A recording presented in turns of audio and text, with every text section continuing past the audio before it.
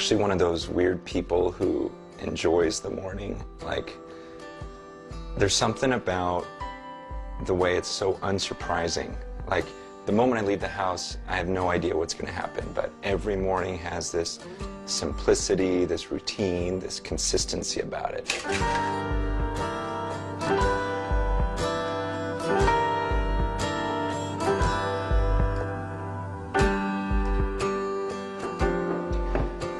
I speak pretty regularly at this one college. It's the same college every year, and I noticed something. There was this girl on the worship team, and every time I came there, it seemed like she was different. Not like in a fake different, but it seemed like even though she was just one of the singers on the worship team, she would get more passionate, it seemed, every week. And I was surprised by that because, you know, I speak and I go to different places, and it can get routine-ish. And so I finally approached her one day. I go, you know, even though you do this every week, it seems like it's really fresh to you every single week, and it's new to you every week. And I just asked, how do you do that? And she said something really interesting. She goes, when I have like a great time with the Lord and worship, I never say, God, give me what I experienced last week. Duplicate what you do it again, what you did last week. She goes, instead, I say to him, God, you are a creator, and would you create something new in my worship experience with you? Would you give me a whole new perspective of you this time when I worship? And I thought, wow, that is so cool. I never thought of that aspect of God being a creator and wanting to create something new. And I thought, why don't I do that even when I pray, even when I have times alone with the Lord? Why don't I just pray and say, God, this time when I pray to you, this time when I spend time alone with you, I want us to be more intimate than ever before. Would you create a whole new experience with you? Would you expand my understanding of you?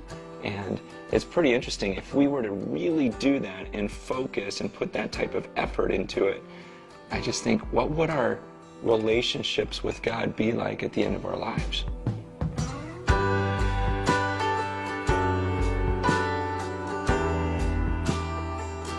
When I was growing up, I remember every night we'd sit around the dinner table, and my dad would make us pray every night before we ate. The crazy thing about it was we would pray the exact same prayer every night, like word for word, no variation.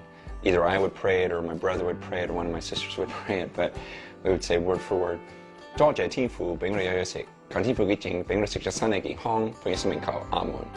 And I know that means nothing to you, but every night, word for word, and so it became this pattern, and it got to a point where I would pray it before breakfast, before lunch. Every time before I ate, I would have to pray that magical Chinese prayer of God bless this food, because I didn't want him to poison it. And I look back at that and I think, wow, that's so ridiculous. Without exaggerating, I bet you I prayed that prayer at least 5,000 times over my lifetime, word for word. In fact, I remember one time, and this was the stupidest thing, I remember being in junior high, and I was embarrassed. I was embarrassed that I believed in God. I was embarrassed to pray, but I knew we're at lunch, and we were at this amusement park. It was a field trip. I still remember it. We were at this place called Great America, and a bunch of my friends were at this table. We got our food and our drinks, and I'm thinking, I got to pray before I eat, but I don't want anyone to see me. And so I still remember dropping my fork on purpose just so that I could bend over and pick it up. And on my way down, I'd be like, and no one would notice, and then I could eat my food. It's like, oh, good, it's blessed now. And you probably haven't done anything that stupid, but I think we all get into some sort of routine in our prayers to where it can become meaningless. Whether it's before meals, or maybe you have a morning devotional time, and you almost just sink into this prayer mode without thinking about what you're doing. And I think it hit me when I was in high school. One time I was at this kind of Christian retreat, and early in the morning I got up to pray and have my devotional time with God. And I remember sitting down, started to pray, started to read, and then I looked across the field and I saw the camp speaker, the guy that was giving all the messages that week. And he was across the field, and he was praying and reading. And for some reason in my mind, I started thinking, I bet you he prays differently than I do. Because, you know, as a kid, you look up to these guys that are at the pulpit and you think, wow, he's the speaker, he's the pastor, he must have such an amazing relationship with God. So I thought to myself, I bet you he prays differently. I bet you he is so close to God when he prays. I bet you he really thinks that he's in the presence of God. And so I thought to myself, okay, I'm going to pray like that this time. And I actually pictured myself speaking to someone, speaking to God. And it's weird, but I realized up until that point, I don't think I ever considered the fact that I was speaking to a person when I was praying.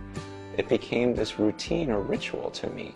And so it began this pattern in my life where I thought, you know what, I want to think about him every time I pray. I want to think about who I'm speaking to because it makes such a difference. And what was crazy was the more I studied the scriptures, the more I read the Bible and I would read these descriptions of God, the more it would change my prayer life because I would picture God differently. I would see him differently. It's like I remember when I first studied Revelation chapter 4, I read John's description of God, of what it was like when he was in heaven. And he talks about how he saw this being sitting on this throne, but he said he's not like a normal flesh and blood person. He's like diamonds and rubies, and he's glowing, and there's lightning, and there's fire, and there's thunder, and there's 100 million angels, and so it was such a massive picture of God that after reading that passage, I remember closing my eyes and thinking, okay, I'm about to approach him. I'm about to come before him and speak to him. And so I closed my eyes and I picture this being who's sitting on the throne and he's glowing with diamonds and rubies and he's this unapproachable light and there's lightning, thunder, fire, and angels all around. And then I pictured myself coming before that being and speaking to him. And it was like I didn't even know what to say, and these words came out of my mouth. Like, it's such an honor to come into your presence. And I just, ever since that day that I read that passage and prayed, I thought to myself, I would never have said those words if I didn't take that 30 seconds to think about him. And I want you to consider, what would be the first words, literally, the first words out of your mouth the moment you saw God in all of his glory? What would come out of your mouth? See, and that's what should come out of our mouths when we pray. Because what we're doing is we're coming before that God and speaking to him. In your discussion group, talk about what you think would come out of your mouth the moment you saw God. Like, what would be the first words you would say if you literally saw him? And also, after reading chapter 1, hopefully your relationship with God was different this week, that your prayer life was different this week. Talk about that. Talk about how it was different, or maybe if your relationship with God wasn't different enough, then talk about how you'd love to see it change.